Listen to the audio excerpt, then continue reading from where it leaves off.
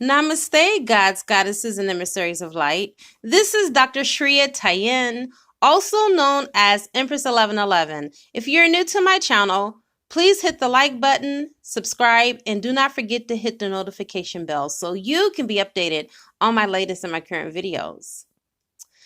All right, you guys, after today, I will no longer be addressing myself as Empress 1111. I will keep the channel name there, but I am Dr. Shreya Tayen, and that is what I choose to go by and go by only. Okay? So, you will not hear me say, I'm Shreya Tayen, Dr. Shreya Tayen, also known as Empress 1111 as of tomorrow. I will not be using Empress 1111, okay? Even though that is my channel name and I will keep it there for that purpose. What are some other announcements?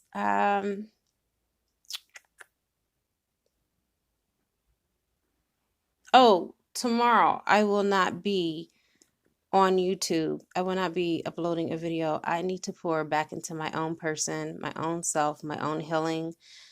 You know, I am very happy due to the guidance of my angels and my guides. I was not affected by the retrograde, and I didn't experience a lot of what the other readers experienced, which was a crash. I pretty much was crash and burning previously through the last retrograde, and I grounded myself this time, and that is very important for you that are empaths and readers. Ground yourself. And I lit a retrograde candle that I actually do every retrograde now, and it helps me to stay grounded. So with that being said, I wanted to also share that the reading that I'm going to do today is going to be explicit, but it's mildly explicit compared to the one of yesterday. And yesterday, I don't think it was so graphic as some readings I've heard, but you know, I do have to still give the caveat to individuals that are under 18. This video, you cannot watch it. This is for those of you that are 18 years of age or over. And I will say again, if you are sensitive to sexual content, I've seen 4 dislikes on my channel in the video, and I'm like, what the hell? Like, why would you dislike it? I already told you if you were sensitive to not watch it. Durr. Common sense is not a flower that grows in everybody's garden, I see. So with that being said, you have an opportunity right now to exit stage left. And for those of you that decided to stay, thank you, thank you, thank you. I will give you what you came for, your soul food and not soul candy, okay? So we are going to get into the divine feminine and the collective and what is going on. Mirror, mirror on the wall, who's the perfect mirror of them all? Did you say my twin universe? Listen, we are perfect mirrors. Yes, your twin is the perfect mirror of yourself, believe it or not. You both signed a soul contract to trigger one another in order to gain mastery and to develop lessons in this lifetime. You see, you have actually mastered many lifetimes. You just have forgotten due to your spiritual amnesia. We all have passed through the star nebula, and from there, we got what was called a mental swiping. And this is a form of spiritual amnesia, so it will not interfere with the lessons that we are to obtain. And if we just remembered everything, not only will we get in the way of our own soul development, but it will really be a breeze, and it wouldn't even be that much of a test at all if we knew all the answers. So the divine feminines collective, it is very, very crucial that we address this, because what I'm pulling from the ethers is that a lot of you are suffering from a very crushed and bruised heart. Many, unbeknownst to themselves, have taken on soul contracts which includes rejection, isolation, and unrequited love. And it has reared its ugly head, and now the DF has formed a phobia to love and has now become love phobic, you see. She has even now become love phobic towards her own divine masculine. She's not even able to receive his love at this moment because of the hurt and the pain that he has inflicted upon her, which is represented by the lady doing the yoga dance, or the yoga pose on the picture that's on this thumbnail. She is in that poised position and shooting the arrow of Cupid back at her divine masculine. For those of you that are used to me, you know that sometimes my messages can be very triggering. It's not as if I do this intentionally, you guys. It is because this is what is really going on in the collective. This is the real deal. This is the real deal, Holyfield. It doesn't get any real than this, okay? And there are other readers out there, I do realize, that will tickle your ears and tiptoe around the tulips. If you want that, you can go to their channel. As for me, I believe in the unadulterated truth with no filters, in giving you the information as it is given to me. As I give is how I receive. And I am not one that is an entertainer, but a professor. I am a professional. I teach for a living. So it is second nature to me. And the truth is not always pretty, but I promise you that I will make it palatable.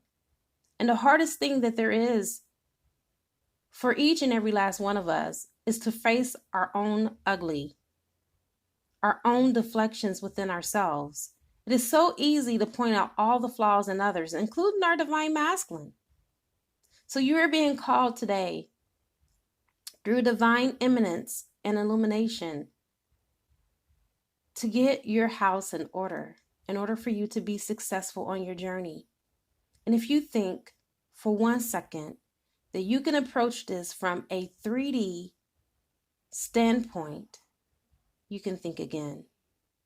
This journey is about spiritual alchemy. It's about transmuting and transforming anything that is against your union. It is about breaking old paradigms and shifting into a higher consciousness and a new perspective and way of thinking. This is the reason why I do sexual energy readings for my clients. We have not been properly taught how to harness our God and our God essences in order to be co-creators alongside Source. And if you're interested in learning how to take this to a higher level, please contact me and I'll help you with the sexual energy readings. They're very quintessential to your union. All right, let's go ahead and call in some help. I call in all 6 elements. I call in air, fire, water, earth, spirit, and ether. And I also call upon the highest of the highest of the high, which is Yod-Heh-Vah-Heh, to be able to give me the information that is necessary for your reading in all directions, time and space, past, present, and future, all dimensions, all subdimensions, all parallel universes, and so it is. Okay, so crowning your reading, you have Athena. This card represents your inner wisdom. For some of you, you have been procrastinating, and it's now time for you to move forward. And based off of your experiences from the past, you can use this as a catalyst in order for you to be propelled into the future. Spirit is calling you forward today to activate your faith and to move forward with the wisdom that you have and not give away your power by remaining in the old energies of yesterday. Don't second guess yourself and start trusting in your intuition, your inner voice. Okay? Now you have the 9 of chalices. This represents the present and the future, and they are not the same. And oftentimes, we like to reminisce in the past, reminisce about the old, instead of expounding on the new and what is in front of us. So, when I tell you that this represents the present and the future and that they are not the same, what am I saying? What I'm telling you is that through sex, you can use this to heal. Sex is a ritual, and through it, it can act as a platform, you see. If you look at the lady on the card, she is immersed in this fiery hot water. Let's just say steamy hot water. And this represents the steamy passion that she has for her divine counterpart. And as you can see, the vapors are being released from out of her cup into the atmosphere. And as she explores her womanhood, she is often reminded that her womb once entertained the king of chalices, and that he left his signature and his mark so strong, so heavy, that she is fulfilled in many ways than one. That is even hard for her to allow another man to take his place. She has had other suitors, but has become love phobic. She is afraid not that she is unable to love, but that she is unable to receive the love in return. You know, she's been so used to being rejected. And in her degradation, it's relentless for her. So she believes, and so she has sown the seed of doubt that she's even worthy to even receive that type of love from anyone. But that love that she has with her divine masculine is just so intense. It's too intense that she's almost afraid that no one can match that frequency. And a lot of what she believes rings a lot of truth, you see, which is represented by the Three of Swords. With the Three of Swords, this represents pain, okay? Not only does it represent pain, but it represents her addiction to pain, her self-infliction upon herself when it comes to the way that things ought to be as opposed to the way that they should be. You see, gone are the days of yesterday. She has formed a codependency and a clinginess to her divine masculine. She has held on to him with a tight grip and a clenched fist, because to let go in her mind equates a form of loss, not realizing that with every loss comes a gain, and that she was not and is not losing her divine masculine, but she is allowing him to die to his old self, which no longer serves the both of them, or this union for that matter. But what about her sexual desires and her urges and her fantasies becoming fulfilled? What about those? What about the future? Well, that will soon be answered with this next card, which is a major arcana card. This is the Strength card. The Strength card represents strong sexual forces that bind them two together. Nothing or no one can keep them apart, not even sexually. For they meet on the astral planes every night to once again fulfill their fantasies, sealing up the holes and the tears that are in their souls from past life traumas and also childhood wounds. The next card, which I have turned down, and for some of you that had the reading yesterday, you know the reason why. I can't show it, it's too explicit. It represents bad timing and organization. You know, we want what we want right now, but it doesn't necessarily mean that what we want is really what is good for us at the moment. With the Two of Cups, which is next to it, This represents the intensity, the magnetism of this union is very, very extreme. As you can see, she is manipulating his genitalia as they are in this steamy, hot, sensual, sexual, Kundalini rising ecstasy. It is so hot. It is so passionate. It is so strong. And the divine masculine, he knows the intensity of this. And some masculines are unable to handle this type of energy. It makes them feel vulnerable and open. And due to not understanding, understanding, or overstanding a love like this, they choose to run. Not realizing that you harness so much goddess energy, you start looking at yourself differently in the mirror, finding every flaw that you possibly can, every imperfection to justify his actions, not knowing that it really wasn't about you. But it was more about his inability to see himself through you as the perfect mirror that you are, you see. The goddess energy that you have is so powerful and so strong that he didn't even realize that he ran away from his own healing in the process. And most importantly, he ran away from himself.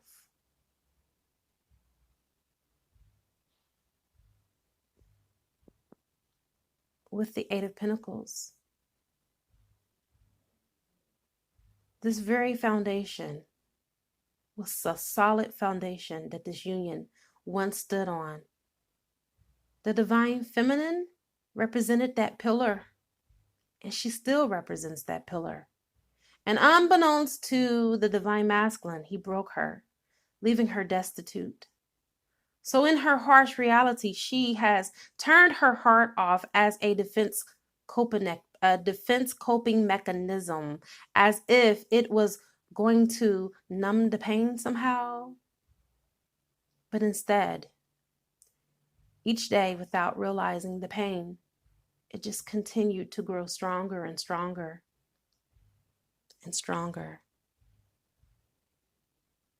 As she is haunted by the memories of the past of their passionate love and sex, that has led her captive and has enslaved her. It has enslaved her mental capacity. It has occupied her crevices, the deep crevices of her heart. It has taken control over her body. It has immobilized her, making her feel a sense of false insecurity. But I'm here to tell you